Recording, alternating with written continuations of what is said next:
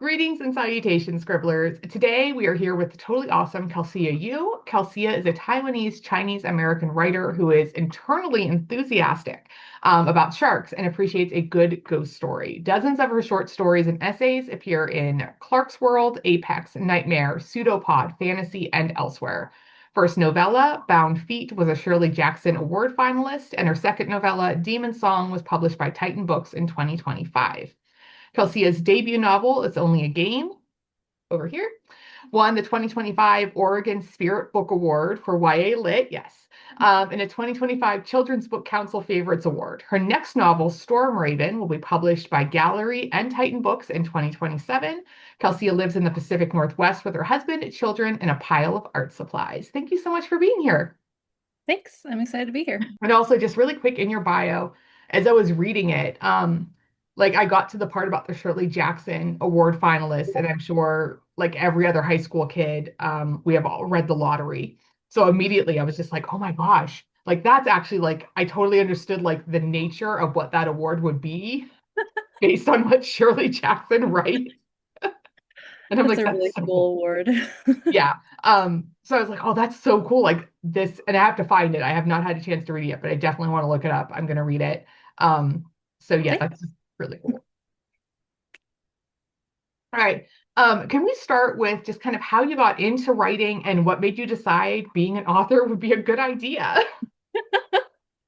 I really want to answer some form of delusion, but I'll give you the real answer.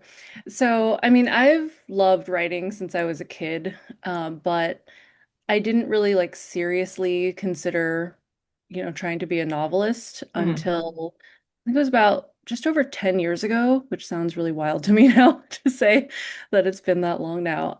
But about, yeah, I think it was fall 2015.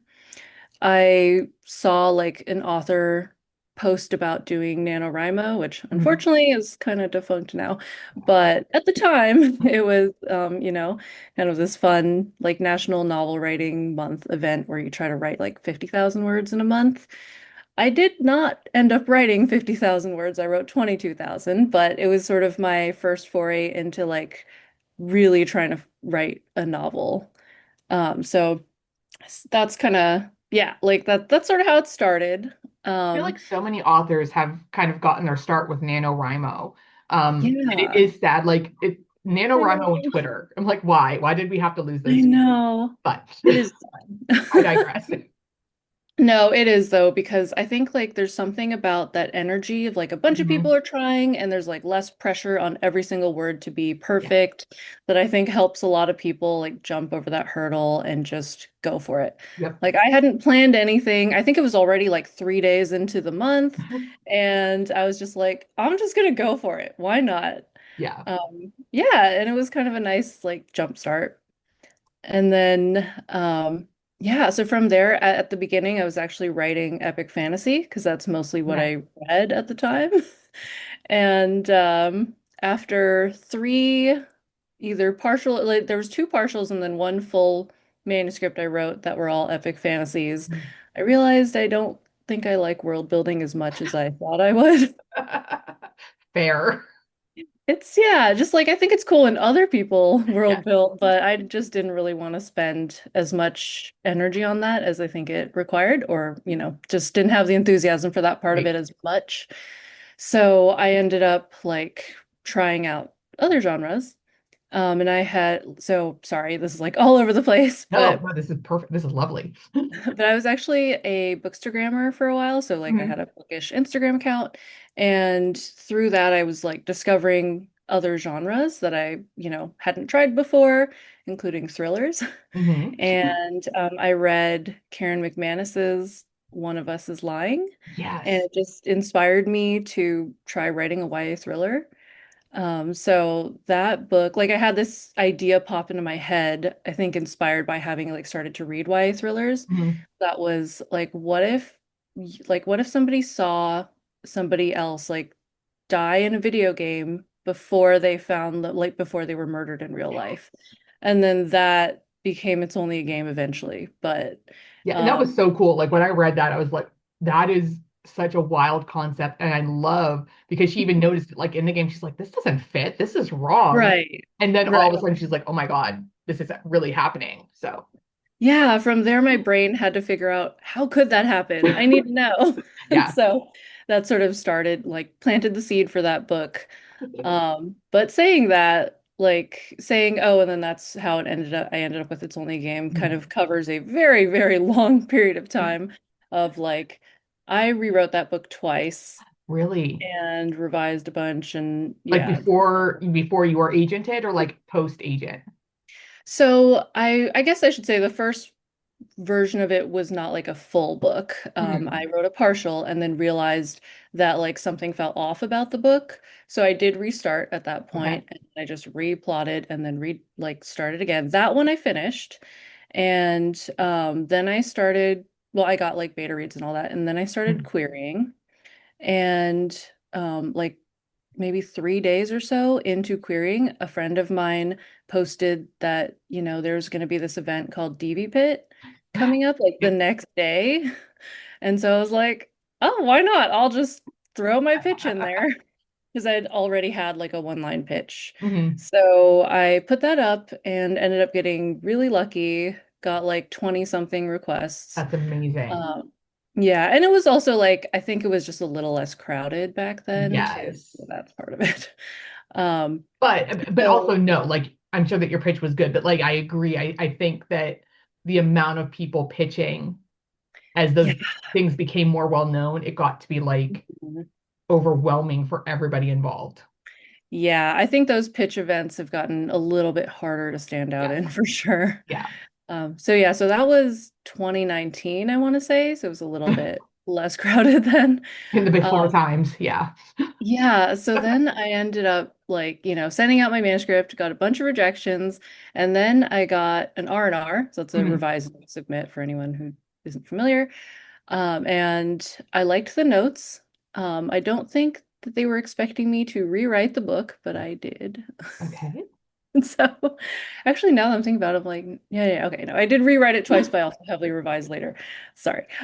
So I ended up rewriting the whole book again Mhm. based on the notes and also just based on the feedback that came in because what I realized was that the agents who were reading it were loving the pitch, but they didn't feel like the book matched what they Okay. expected from the pitch.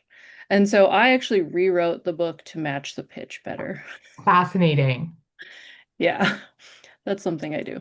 So, Well, I um, feel like you have to go one way or the other. And so you either write the pitch and then yeah. write to that, or you write the Yes. book and then you figure out the pitch. So, I mean, both valid methods. Yeah, yeah. I think for me, it was like taking a serious look at it and saying, okay, which one is stronger? And I felt Right. like the pitch was stronger. And so Yeah. I rewrote the book. So I did that. And then by then, a lot of the agents had already rejected, but then there were a few that still had it. So I just asked if they would wait for a new version. I sent that out to them and then to like a handful of other agents. And Yeah. then that's when I ended up signing with my first agent, who actually was not the one who offered the R&R, just Mhm. another agent who read it. So Interesting. Yeah. yeah, that was my very long story of like how I got into writing. And I guess that doesn't even include all the short fiction, but in terms of novel writing, that's how I got Yeah. there. No, and that's fascinating. And then, so now now when you sold It's Only a Game, was that like a one book deal and then Storm Raven was a second deal, or was it like, were Yeah, they sold so together? it's even more complicated than that, but I'll explain. So I think I need to add years here because otherwise it's going to be really confusing. So I had like that pitch event was in 2019, but it took me some time Right. to revise and or rewrite and send it out, and then it took agents time to read it. And so I actually didn't sign with my agent for that book until like spring 2022. Okay. So definitely a bit of time between them. And in that time, I had started writing short fiction, including novellas. Hmm. So in 2020, that's when I started, well, early 2021 is when I started writing like short stories and my first novella, Bound Feet, this one. Yes, the I Shirley wrote, Jackson one. yes, I wrote around then. And I like got really into short fiction. And honestly, it was a nice kind of break from querying, like Oh thinking yeah. about querying in novels and like how long of a process novel writing is. Yes. So, yeah, so I found it nice to like just be able to finish something and send it off. Hmm. You know, there's just something very satisfying about that. So I got into that and I got into writing horror. And then like I had a few short stories published in like accepted in 2021 and then published in Hmm. 2022. And then 2022 was one of those years where just everything happened. I had my second baby in like February 2022. And then in April 2022, the same day I got Bound Feet accepted by the small press that published Hmm. it, I also did the call with my like first agent, the one I signed with at the time. And then everything just sort of happened. Like That's Bound Feet came amazing. out in September, had some short stories come out, and then we went on submission. Like I revised It's Only a Game with her, and then we went on submission with it in late summer. And then like I think it was about 6 weeks later that it got picked up by Bloomsbury. So there was just like a And lot I feel going like that's on. accurate though for publishing. It's like it's crickets, Yeah, crickets, and then all of a sudden an avalanche of things, and it always coincides with major life events like having a kid it or does. buying a Yeah. home or whatever is going on. Yeah, I feel like it happens that way. And it's one of Yeah. those things too that can be very misleading from the outside because Hmm. for several years people told me like, wow, you're so prolific. Like, how do you do all this? I'm like, no, I'm not. I did a lot of this work before. You're just seeing all of it kind of happen Hmm. at the same time. Yeah, and I So, think that that is something that a lot of writers don't realize, is like mhm. you kind of you develop that backlog of work Yeah, things as you're yeah, waiting for like your exactly. big break, and then you can go back and revisit them. So sometimes it seems rapid fire, but it's not. Yeah. Yeah, a lot of times it's that culmination of like many, many years of Yes. work. Yeah, and then the stars align and a big life event happens, and they're like, you need something Yes. else to stress about. How about a publishing deal? So true. Yeah. Yeah, It's Only Game was a one book deal with Bloomsbury. And then at the time, I was already working on Stormraven and Demon Song, this one, my Yeah, second your other novella. novella. Yeah, the one that came out last year. Hmm. So I don't even remember if I know the order of everything anymore. It's so complicated. But it's a little bit unusual. I sold Bound Feet to a small press, and Hmm. so they tend to not be very restrictive in terms of option clauses or stuff. They're just like, we'll just publish this book and then, Yeah. you do whatever you want with the rest of your writing. And then It's Only a Game came out next. And then Demon Song actually started as a short story that then just kept growing. Like it became a novelette, which is like between short story and novella, and then Mhm. eventually a novella. And then I was submitting that on my own at the time, because a lot of times, like short fiction, you sort of do on your own, even if you have an agent. Right. Um, and so I was sending it out to small presses because I had already done that for like before I signed with my first agent. And then, yeah, sorry, this is very long and convoluted. No, this is fascinating. And like I can tell you from feedback I've gotten from my viewers, they love stuff like this because it's pulling that curtain back and saying this is an actual experience in publishing. Yeah, So that's true. I'm glad. yeah, no, this is perfect. Um, Keep going. yeah, so with Demon Song, eventually I decided to pull it from submitting it to places myself because Mhm. I realized like I have an agent now. I can just ask if she's at least willing to send it to Right. the places. And some friends of mine had sold novellas to traditionally published places, and so they also had suggestions for some publishers that might be interested. And she was interested, so I revised with her, and then she sent it out. Titan bought it and published it, obviously. Yeah. Um, yeah, and then we went out with Stormraven separately, and that one's a full-length novel. So Titan bought Demon Song, but because it's a novella, we just had the option clause restricted to next adult horror novella. So Okay. I was still able to kind of go wide with the With adult horror Storm novel, Raven. Yeah. Stormhaven. Yeah, so then with Stormhaven, we did do that. We did go wide. Titan did buy the UK rights for it. Mhm. But we sold the US to Gallery, which is Simon and Schuster imprint. So Yeah. No, I'm excited. I'm sad that I have to wait until 2027. I'm like, why? What is happening? I know. But also Publishing publishing. timelines are always so long. Yeah, it's wild. Um, so yeah, so that is fantastic. And I think that I love your whole journey and that was great. So thank you so much. Yeah, Um, thanks. for only a game, I already told you I fangirled about it a little bit before we started the interview, but I really did. Like I devoured it. Um, I was so invested in just figuring out all the twists and the turns, and it was so fantastic. So as you were writing this story, like you've already talked a little bit about how you rewrote it several times, but like, did you kind of already know the twists and turns? Like, do you plot those out or do you just uncover them as you write? Can you just like walk us through the process of creating a story like this? Yeah, sure. So It's Only a Game is my only book so far that's like a true thriller. And Mhm. so that one is the most, like, all of my books have some mystery built into it and some twists, but It's Only a Game has the most because that was kind Mhm. of the point of the book. But yeah, so all that said, I learned to write mysteries with It's Only a Game. I feel like I learned to write books really with It's Only a Game. So that was part of it. So the process of that one was a little bit messier than some of the other books, Mhm. although I do tend to rewrite very often. So I will throw that out there. But basically, the twists definitely changed over the course of it. Like such massive things changed about them that the twist kind of had to change about the book because Yeah. so many things about the story changed. And so like yeah, so like each time I did outline it and Mhm. like plan for what I thought was going to happen and then write it. And then, of course, like sometimes I scrapped the whole thing and then restarted, but each time I would re-outline. And one of the things that helped me learn how to write mysteries and twist the most was actually reverse outlining some of my favorite mysteries. That's smart. Uh, I like do this Excel outline Mhm. for mysteries, where basically like I have every scene or chapter like on the yeah, down the side. And then on the top I have each like mystery reveal or red herring, anything Wow. like that.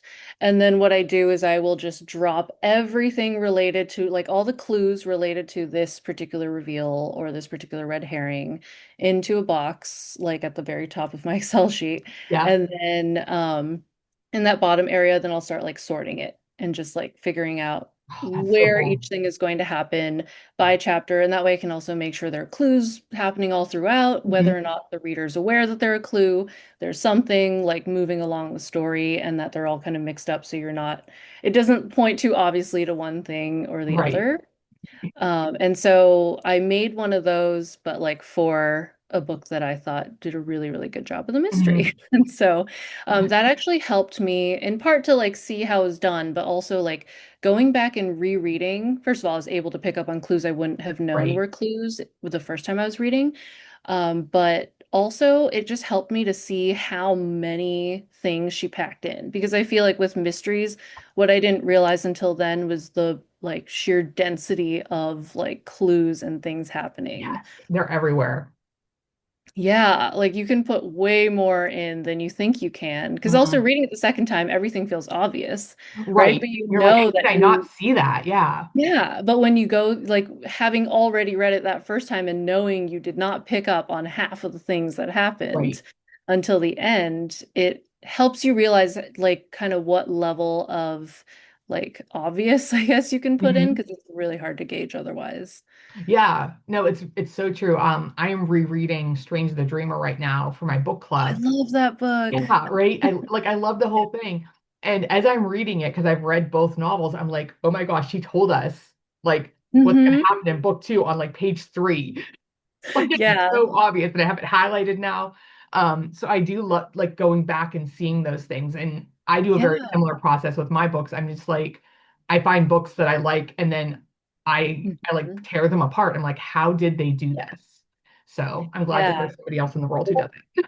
Yeah, it's so helpful. Yeah, And yeah. it's also like it kind of pushes your brain to really, really analyze a book in a Mhm. way that you just wouldn't otherwise. Yeah, from like a very Usually, structural perspective. yeah. Yeah. Yeah, so I guess like since then, my process has changed some. And now what I do is I will start a book with the pitch. I Mhm. always have a one-line pitch, and then I will write a full, like, kind of query length or back cover copy length pitch as well. It Yeah. helps me catch a lot of problems and also just make sure that it sounds like something somebody might pick up. No, So, that's awesome. And I love that you can work yeah. from a pitch. I don't Hmm. pitches and query letters. I still hate them to this day. I've been yeah, Hard. yeah, I've been doing them for 10 years and I'm like, I don't know. I just can't. It's hard. I will share my like kind of tip for that, Oh my gosh, which please. maybe you've already done, but uh, the one of the things that helped me learn how to pitch the best out of everything else was I took a bunch of my favorite books and then I wrote pitches for them, Yeah. and then I compared them to how the publisher pitched it. And that's not to say the publisher did like the right job of it, but Mhm. just to like see. So, yeah, That's smart. that helped because like if I only practice pitches on stuff I write, it's not going to be a whole lot, you know? Yeah, no, 'Cause- I think it's harder sometimes to do it for your own because you're so Yes. involved in it. Because that's Yeah. my problem with a query. Like I'll write a query and then I'll give it to my critique partners and they're like, this isn't Mhm. even what your book's about. Like these are cool things in your book, Right. but here's what your book's actually about. And I'm like, thank Yeah. you. It's hard when you're really close to it. Yeah. Yeah. And I find like writing pitches for books that I love like is really helpful. And it's something we kind of do anyway when we're trying to convince our friends to Yeah. read books that we love, right? It's just like a slightly more formal version of it. So, No, yeah, so I just did I'll that try for it. a while I'll to do like it. practice, and it was really helpful. Yeah. Uh, All right. I'll do my yeah. homework, I swear. Yeah, so I do that now, and then after the pitch, I just start like brainstorming Hmm. and just I just have like a document. I just toss everything that could possibly happen in the book, characters I could have, twists I could have, like setting Hmm. ideas, everything. Doesn't have to be cohesive at all. They don't have to work with each other. Just like sort of something to pull stuff from.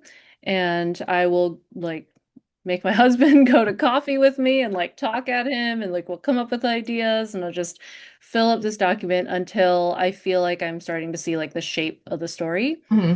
my mind. And then I start my planning. I do my like Excel outline for the mystery. I make a Word outline, which is like chapter by chapter.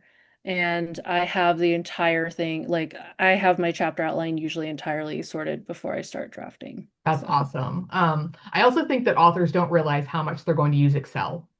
Like how yes. important that is. I mean, I used to be an accountant, so I So just like yeah. spreadsheets. Yeah, you are familiar with it. I was not, and I had to learn. And now that I've learned and I do the reverse outlines and I all these other things, I'm like, gosh, this is like the best thing ever. But It's never fun in my life. too. I Yeah. mean, you can also make them like pretty. I Oh color yeah. code mine and like make Yep. like rainbow spreadsheets. Yeah. So, Once you start learning like those little tricks and hacks, it's amazing. But just as a writer, I was never in my life was I like, yes, Excel spreadsheets is going to be something I'm good at. yeah, I But think they're helpful. yeah, they are. I agree. Um, Another aspect of your writing that I really noticed is just atmosphere and mood. You are really good at just immersing the reader in the story. Like I felt like I was with these kids in It's Only a Game. So again, is this something that comes in strong as you draft, or is it something that you really add in during that like revision period? Thank you. I would say it's both. I mean, Mhm. I think like the setting is usually one of the parts that really excites me about a story. I love like finding a cool setting, and I usually have to have that in order to like start writing Mhm. or start really even conceptualizing the story. So part of it's that like I have that feeling right from the beginning, and I want everything about the story to feel like it really is in that place. And so I will put that into the first draft. Mhm. I say this like I want to make it clear that I say all of this as if I have a very like clear process and always do this every time. It That is not always changes. true. It always changes, I'm Yeah, sure. there are always Yep. exceptions. It's never really as straightforward as I'm saying. So Mhm. usually when I'm saying like, oh, this is my process, it's like this is usually my process, but there's Right. always hiccups. I just want to put that caveat out there.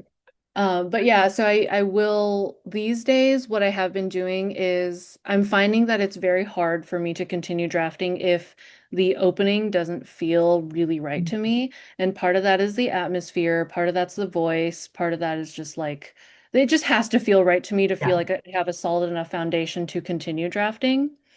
And so I think like because of that, I do put in some of the atmosphere up front because that also has to feel right to me in order to feel confident about the rest of the story.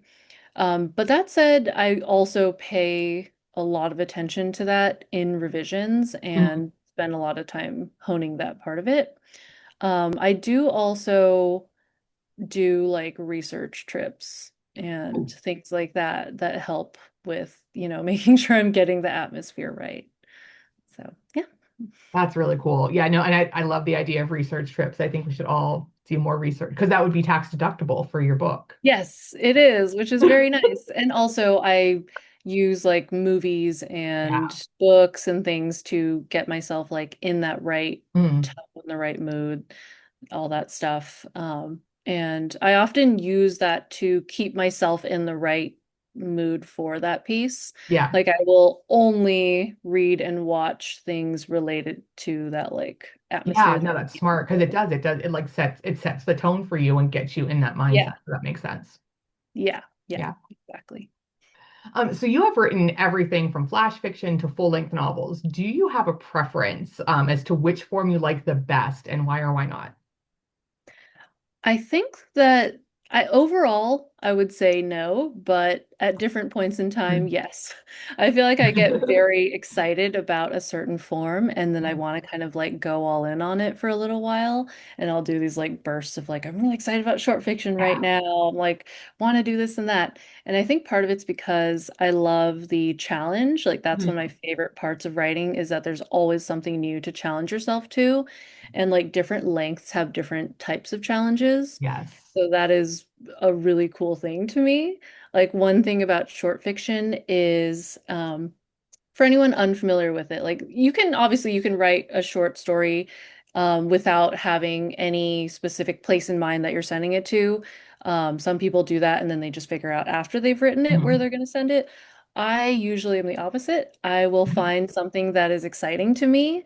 Like it might be an anthology that has a theme, and that gives me an idea to be like, oh, I can write something that Mhm. fits within that theme or like a magazine that I think is really cool and I want to try to get into.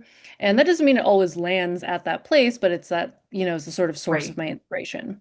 And so because of that, like those submission calls pretty much always have a word count limit to work with. And so if I'm like trying to write a certain story that's like, oh, I have this theme, I have this word count, and here's my concept, it's a little bit of a puzzle to try to Mhm. figure out like how I can tell a whole story in that short a length. Because usually like I tend to be wordier. So I have to like often overwrite it and then cut it down. Okay. And so that's like a really interesting challenge I find with short fiction that I feel like just helps overall is learning how to cut. I think it Mm. teaches you how to be really, really efficient. And so I think that's something that can help with novels too. But I just like, I feel like with short fiction, you really have Yeah. to, you know? Every You word can't has just so make much like mistakes. real estate value. You've really got to Yeah. pick the right ones. Yeah, and a lot of those places they are like you are a few words over, they will just reject Yes. automatically. So, yeah, so that's something I like about short fiction and just figuring out how to like invoke a lot of things in very little Mm. space. But and then another thing I like about it is the creative freedom. Since like with novels, you were the one who has to pitch the book so Right. many times. Like if if you're querying, you got to write the query and convince an agent to get on board. You got to convince a publisher, and then you got to pitch it to a bunch of readers Yes. and booksellers and librarians. Like it's you were responsible for selling that book, not completely, but Oh some yeah. form Yeah. of it is on you. With short fiction, that's not usually the case. It's really nice. It's like, it doesn't You just take send as it off and long. they do everything. Yeah. Basically, yeah, like you're not usually responsible for like getting subscriptions for the Hmm. magazine or selling the anthology. I mean, some to some degree sometimes, like if you're doing a Kickstarter one or something like that, you Right. might be involved in promoting it, but generally speaking, the sales are not on you. And so Right. there's a little less pressure. It's also just shorter. Mhm. And so there's, some more creative freedom. Like I don't always outline my short stories. Sometimes I do, sometimes I Right. don't. Um, so I really like all that about short fiction, but at the same time, you can't get quite as deep into like studying a character or the Right. emotions of it in a short piece. You just don't have space. And so I really love novels for being able to like layer all that depth in and like really dig into a character's Hmm. backstory and yeah, just having that space to play around with. Yeah. So I don't know. I like all of them at different points in No. time. I always want to try to write short stories, and it's not a challenge I am ready for yet because I think about it, I'm like, no, I need at least 80,000 words. Like I can't do it. I honestly think But that I'll get there from one day. talking to other people, I think it is, I am more unusual that way. I Mhm. think most people have more lengths that they're like comfortable with, that they Yeah. prefer to write in, and maybe occasionally go outside of it, but I genuinely love like all the different lengths.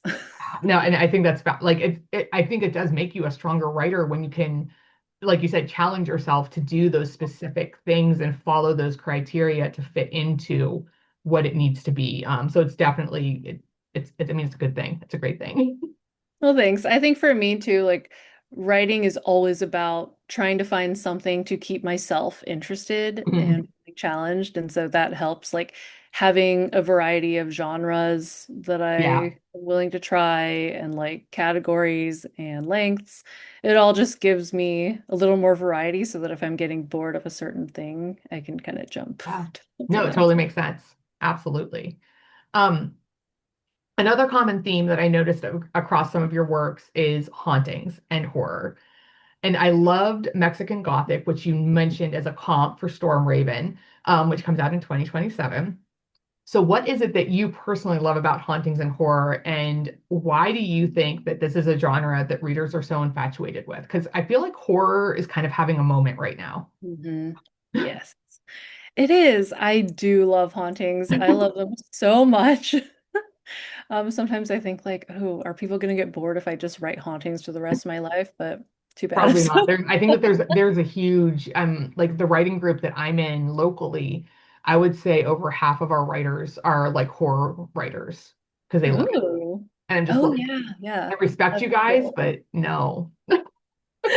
So fair. Yeah. Yeah.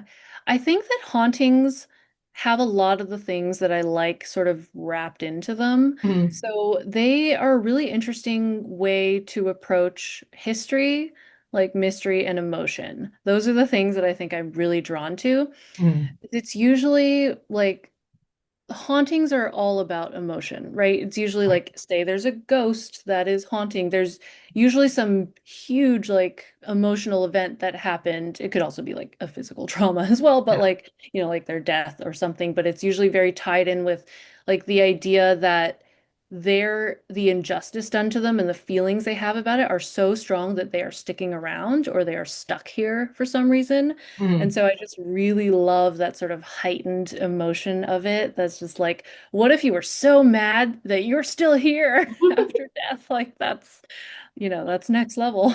Yes, it is. Um, yeah, and then there's of course the mystery of it Mhm. because like, a lot of times with a haunted house, you have the main character coming in and then they find out someone's haunting it and then they don't know why. Right. And they, And they have to figure out sort like, of, can I solve this? Can I live with this? yeah. Like, what's going to happen? Yeah, it's like a built-in, like, okay, what is going on here? Let's solve the mystery of this person's life, for Mhm. example, if it's like a ghost that's here, or like let's solve the mystery. What happened in this house? Yes. Which is basically every haunted house story, right? And then I love just the way you can kind of pull in history, Yes. because, a lot, if they've already died, they could come from many different time periods. Hmm. And there's usually some history associated with the house, with the person. There could be historical events that are pulled in, which is part of why I chose that for Stormraven, because it's like, I like to say it's Get Out meets Rebecca with Yeah. twists rooted in suppressed Chinese American history. And for me, it was a way of writing a story that is set in the modern day, but with elements that are historical. Hmm. Yeah. And that So pitch, like I read that, I'm like, this is This is going to be so phenomenal. And I just picked Thank Mexican Gothic you. because that's my favorite of I the love stuff. Mexican Gothic so much. Like I wrote a whole essay about how much I loved it and why Yeah. why it opened the door for me to Gothic, like Hmm. feeling like I could also write Gothic books. Yeah. So yeah, and then of course, like as we've discussed earlier, hauntings, there's so much mood and Yeah. atmosphere in a lot of like, especially if we're talking Gothic Hmm. stories. Like they usually have these grand settings. They're beautiful, but they're crumbling. Yeah. And Like just there's it's something so unsettling. And cool. yeah. Yeah, there's something so cool about that. And I think that I find it very interesting too, because I feel like there's a lot of exploration of isolation in Hmm. Gothics that I think really gives you the chance to have characters like explore the interiority of the characters, I guess, and like Yeah. what they're trying to deal with, maybe what they're trying to run away from, and Yeah. And you get when a you're in this parallel like, of like what's haunting them. yes, exactly. So yeah, Yeah. there's so much you can do with it, and I'm so excited to read this. Yeah. So yeah, so that's why, and I just love the like beauty of the settings. Yeah. Honestly, the aesthetics are fun. Yeah, I'm admittedly I'm a horror baby. Like every now and then I can handle some middle grade horror, but sometimes that's too much for me. But middle grade is always super scary. Um, Yeah, I mean, so I have to tell you, I was not a horror reader for a long time. Like I told you, I was almost entirely a fantasy reader. mhm. And I feel like fantasy has horror elements in it, especially epic fantasy. There's usually some horrific things happening, but it Yes, wasn't like horror focused. right. And for me, it was that like time in 2020, when I basically, so like I got trigger warning for pregnancy loss. I had a miscarriage, and just while dealing with that, I found myself unable to write anything related to like what I had been trying to work on before that. And Mhm. I was really frustrated because I wanted to write, but I just could not touch those previous stories. And so that's when I wrote a story about a woman who just went through a miscarriage. And, you know, it ended up being a horror story. I didn't know that I was writing horror. I sent it to a friend who does read horror, and I was like, "What Uh, is this?" And she's like, "This is horror." And so that kind of opened a gateway for me mhm. somehow. But really, like I've been reading and writing horror since then. So I guess that was like end of 2020. But I was not like someone who was a horror reader Like my entire into it, life or yeah. anything. And I'm still a huge chicken about horror movies. Like Thank they you. I'm glad the to hear heck this. out of me. It's I will watch them now for research, oh, but good for you. I am so scared. All the So lights are on. You have like five people around you, right? yeah, so I mean the thing is that's actually one of the things I'm interested in with horror is trying Mhm. to write horror for people who are kind of like on the fence or not sure Yeah. that they like horror yet and want to dip their toes in. Mhm. I do think my stuff has gotten a little bit more horror over time, in part because my editors keep telling me to add stuff. So, so they're probably a little further into horror than they used to be.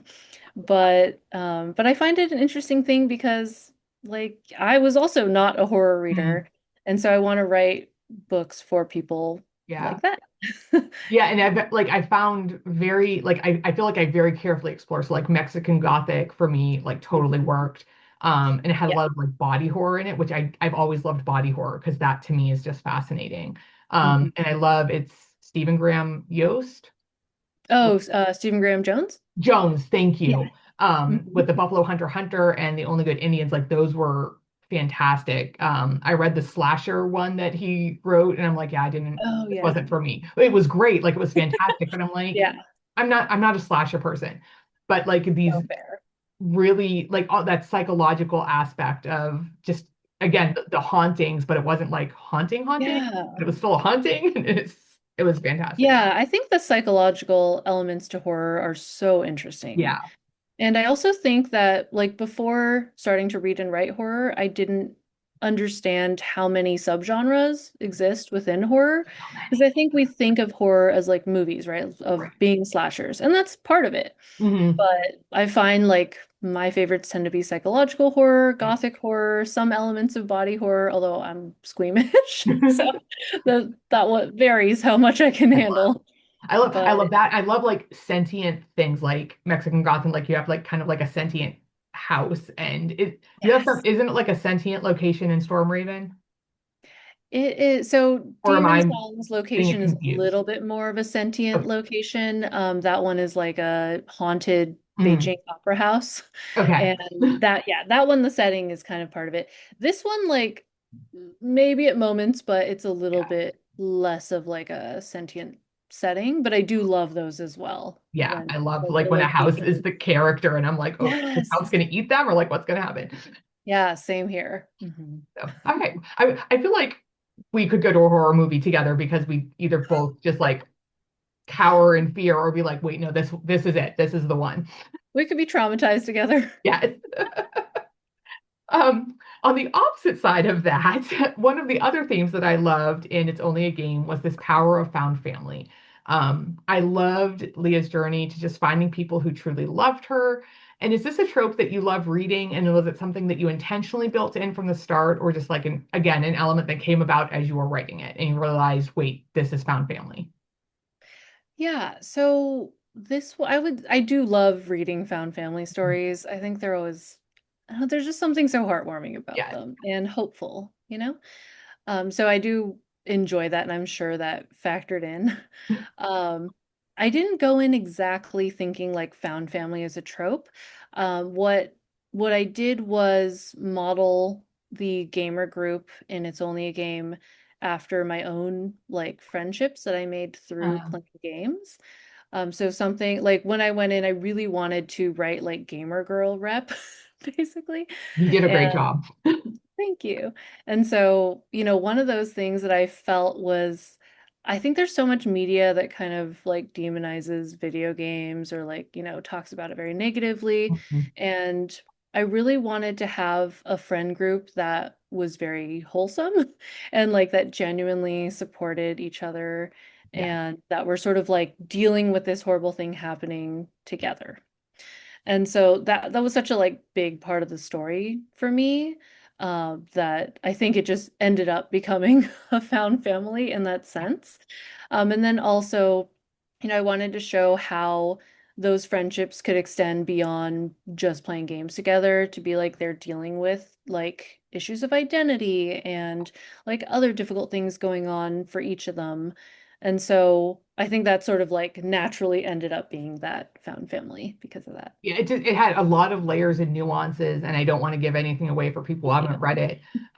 But just to say that I really like that not only was it a found family, but they very much addressed the difficulties of that at times of like, I absolutely love you, but you also Mhm. really messed up, and now we have to deal with Yeah. this, and it's not just gonna like be under the bridge and move on. Like we're gonna talk. Yeah, thank I you. really I really like that because I think appreciate a that. lot of times we just go right into the found family and then it's just easy. And Right, right. there's you have to work. It's a relationship. Yeah, it feels more realistic to me to like Mhm. be like, no, we actually have to work on this Yeah. friendship and, accept that like people mess up at different Yeah, because times, but they do get yeah, mad at her a few times, yes, and deservedly. can find a way to like work through it, hopefully. So yeah, Yeah. thanks. And so you've already kind of answered this a little bit. You wrote a kid. Did you realize that you wrote a kid? You wrote a book about kids playing an online RPG that has real world consequences. So, are you a gamer and what are your favorite games? So I used to play a lot of games. I grew up playing video games with my brothers. We did like, Donkey Kong Yes, and like all sorts of Super Smash Brothers. I still all have the memories of classics. the like minecart levels in Donkey Kong were so hard. Or the like swimming levels. But yeah, like I did a lot of that and I played with my friends as well. I had, like I said, I had gamer groups. I played World of Warcraft for a Mhm. while, which is what this gamer group was modeled after. Like the Yeah, game in it is not World of Warcraft, but I it could see the similarities in it. Yeah. Yeah, of like having a friend group that you go Mhm. and do quests with and all that stuff. So I did a lot of that. Now, honestly, it's hard for me for a few reasons to like find time and to be Yeah. able to play games. I have vision problems that just make the like screen and motion Oh part of yeah. it challenging for me. And honestly, like I've got two young kids. It's so hard to find time.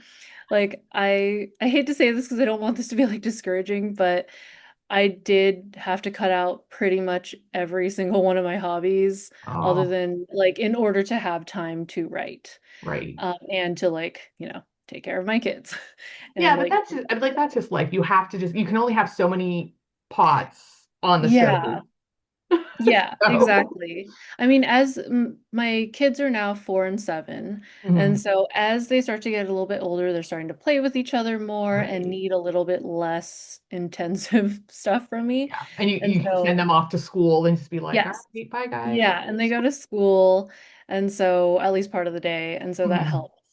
Um, and so I'm starting to like get my hobbies back, Yes. but honestly, for years I just didn't have time to do anything but like read and like write and Mhm. anything related to writing. I prioritized everything that was like reading research stuff Yeah, for watching things for writing. But yeah, hopefully in the next few years I can kind of get back to having you other will. hobbies. You'll get it all back. It'll be good. Yeah, especially as they've started to like discover games. It's been Mhm. fun. Yeah, because then you Yeah. can redo that with them and yeah. Yeah, exactly. So You're just gonna raise gamers and writers and readers, which I mean, fabulous, absolutely fabulous choice. Well done. What is your favorite part of storytelling? Is it the planning, the drafting, the revising? Like, obviously, it's not world building because we already established that. yeah, for But what real. is your favorite part of it and why? So, unfortunately, my favorite part is the shortest part of it for me, Yeah. which is the pitch writing and the brainstorm. I love coming up with the concept. I love when it's still like that shiny concept and you don't have to organize it yet. Yeah. That's the fun part. I mean, I do like different parts of it at different Mhm. points. Like, it's not like I hate everything else about it, but that is That's your favorite. absolutely the like most fun when everything still feels like a possibility. Yeah. And I'm someone who has like a billion ideas, which is another reason why I like short fiction, because then I can You can actually, yeah, write. explore some of them without having to write Yep. a full novel. So that's like, yeah. But other things that I really like, I love indulging in prose. So Yeah. when I have time to like really sit and just spend like an hour on like one paragraph, I Yes. actually really like doing that. Like the Same. frustrating part is that it takes that time, and sometimes I don't have time to Hmm. do that. But when I do, like it's just so satisfying to get the sentence exactly right, you know? Yeah. Sorry, my stomach is growling.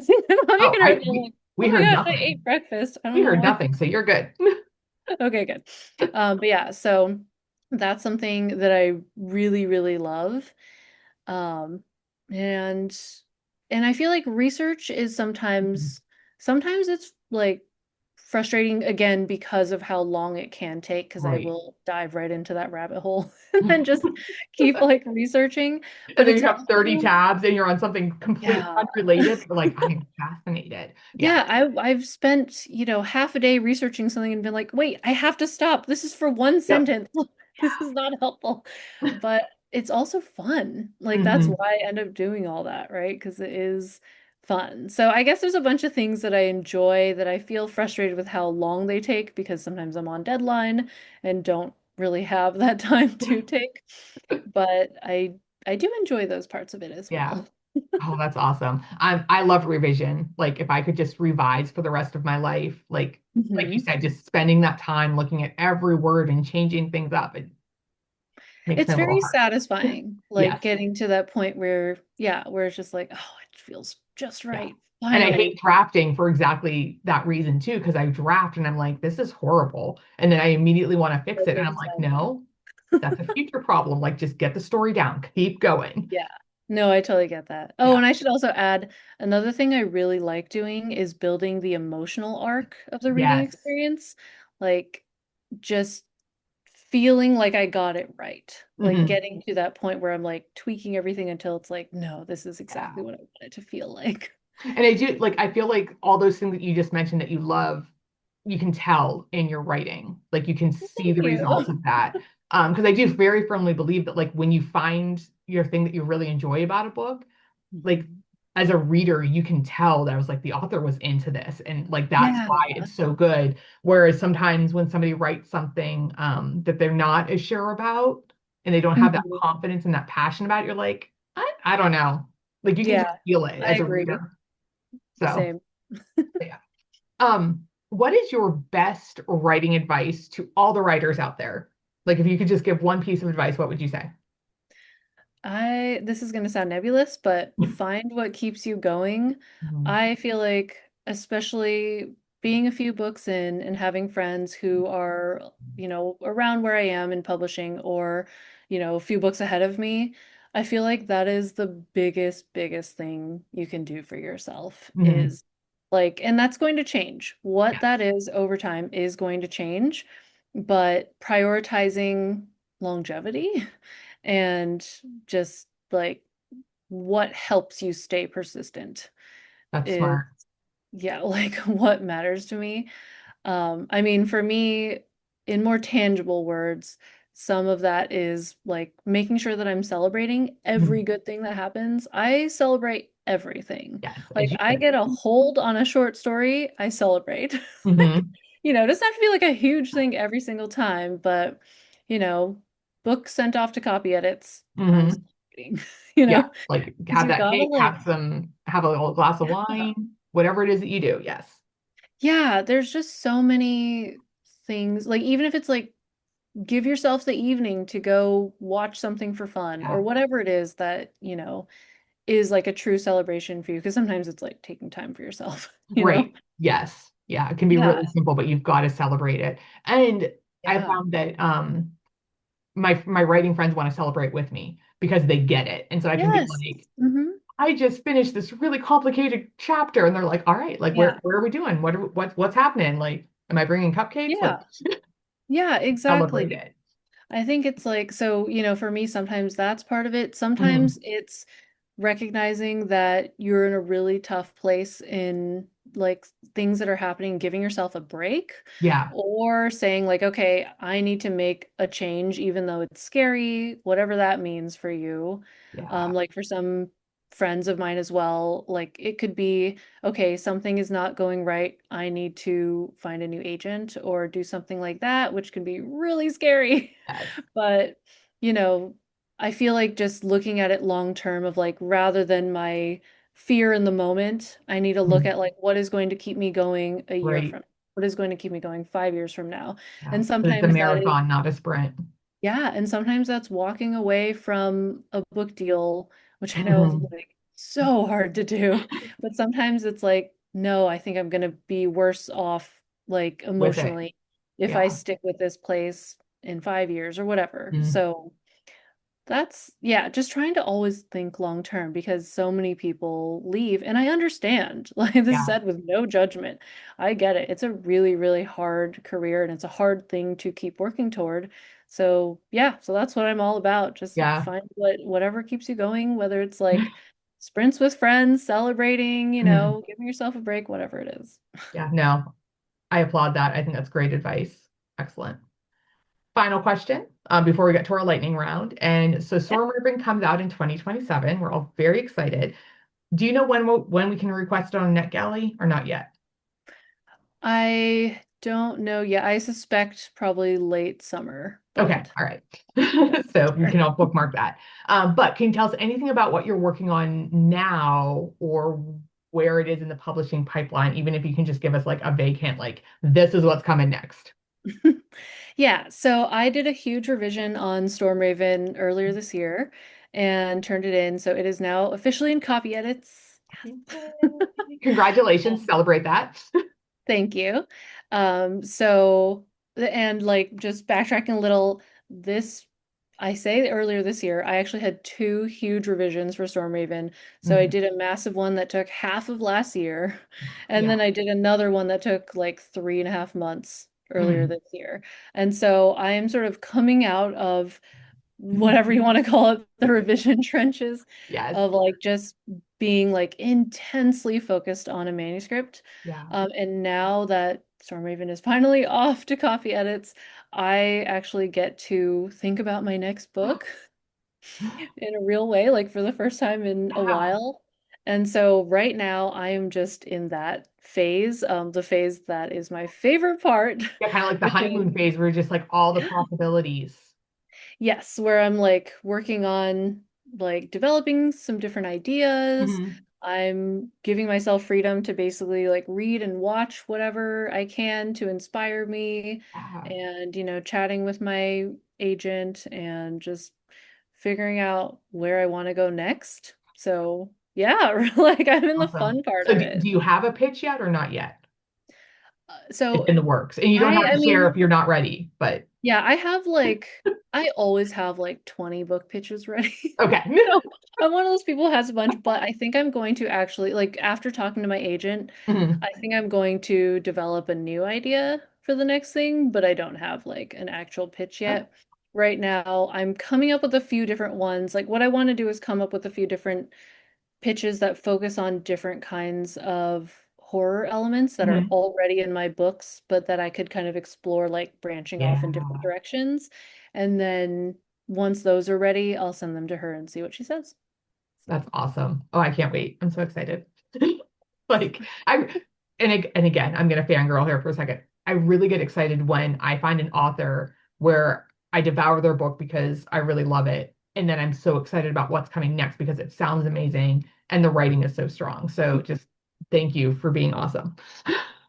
thank you so much. All right. Are you ready for your lightning round questions? I'm ready. Awesome. Okay. What is your favorite shark? Whale shark. Why? Oh, they're so funny. Like, I think sharks are amazing, right? Like, sharks are these like vicious creatures, or at Yeah. least that's what we think of them as, these like incredibly vicious creatures. And they are efficient, they're Oh, yes. muscular, they are like killing machines if they want to be. But then you have whale sharks, and they're just like so cute and goofy, and they're humongous. I don't know, Yeah. No, that's but they just awesome. get me. I love them so Yeah, that was much. actually like one of my favorite parts of your bio, because my sister-in-law is a marine biologist and like sharks are Oh kind of like my her area of God, so expertise. So I was cool. So like, oh, cool. this is gonna be really fun. I get to learn some more about sharks. Have you ever gone like fossil hunting for shark teeth? No. Oh Did my you? gosh, no, I Yeah, haven't. but you can do it like I have a friend who just they do fossil hunting and they go Wow. to of all places, Texas. Okay. And in the riverbeds, they found shark teeth all the time. Wow. And That's like cool. down like in Florida and like along the East Coast, like you can just find shark teeth. And they're like teeth from sharks that lived like eons ago. So That's wild. you should Yeah, we actually don't add have a that to your lot of hobbies. we don't have like some of the sharks that you would expect to have here, and Mhm. like the theories I've read about it. Yeah. Oh, I'm in the Pacific Northwest. I'm in Portland, Oregon. And the theories I've read are because of the orcas that they like keep some of them out. Yeah. Yeah, like it's fascinating. I love ocean life, but Mhm. it's scary. Like it's terrifying Yeah. because we don't know and things just Yeah. happen. One of the things I collect is like nonfiction books that are just like weird ocean Yeah. creatures. I have so many of them. They're Oh, wild. that's awesome. Love it. All right, question number two. Your favorite horror story that you've ever read? This is a hard one. I'm gonna go with Rebecca. It's obviously Yeah. inspired Stormraven. Right. So, yeah, but That's a Rebecca solid is choice though. I mean, she's amazing. It's yeah. an incredible story. It's also like one of those that there's layers to it that like you Yeah. keep thinking about it afterwards and you realize that there's so much unsaid that is part of the Mhm. story. Yeah. It's Yeah, the fascinating. subtext when the author gets the subtext in there and you're like, oh, Yeah. yeah, that's good stuff. All right, question number three. Your bio mentioned being surrounded by art supplies. So besides writing, what is your favorite way to artistically express yourself? So I am somebody who loves doing like all sorts of crafts. Like one of my, again, that like keeping myself interested thing. Mhm. I've tried so many different things, but in more recent years, and by more recent years, I mean like in the last 10 years, Yeah. what I got really into was like floral headbands. Um, Ooh, to show you one. yeah, I actually please. made one inspired by Demon Song's cover. That's so cool. Yeah, these I painted them. They're like 3D printed skulls. I Uh-huh. painted them and then I also put like glow in the dark paint on them so they do glow, which is That fun. is amazing. Yeah, oh, and this is the back of it. Yeah, But beautiful. Beautiful. yeah, so this is my hobby now, and I might try to make one for like each of my books, but Hmm. we'll see. I support this. I think you should. 100%. Fourth question, what book other than yours should we all add to our TBR right now? I'm gonna cheat and say two books. Okay, So we're here Bat for it. Eater, Bat Eater and Other Names for Cora Zhang by Kylie Okay. Lee Baker. Absolutely incredible book. It's like Hungry Ghosts, and you know, basically like set sort of 2020, like peak pandemic, Mhm. Chinese racism. It addresses so many things. It's such a smart book. And Wife-Shaped Bodies by Laura Cranehill, like that one is like a sapphic mushroom body horror book, That sounds like that is something that is right up my alley. Like you said, like right? traffic, body horror, mushrooms, like I'm in. Yeah, I got to blurb that book, and it's like the honor of my life to have my blurb on the back cover. It's so, so good. Yeah. 100% recommend. Okay. All right, I'm doing it. I'm adding it. I'm gonna get the audio. I'm gonna listen to it. Yes. I've been telling Oh, everybody to read those books, so. yeah. No, that sounds so good. I love it. Um, Thank you so much for chatting with me. This has been an absolute blast. So, any final words for our viewers? No, just thank you for having me on. And, if you're a writer, keep going. The world needs your stories. All right, guys, scribblers, you can find Kelsea on Instagram and on her website. Those are both going to be listed down below in the description, so please check those out. Otherwise, that's it. Happy writing, scribblers, and we'll see you next time. Bye, guys.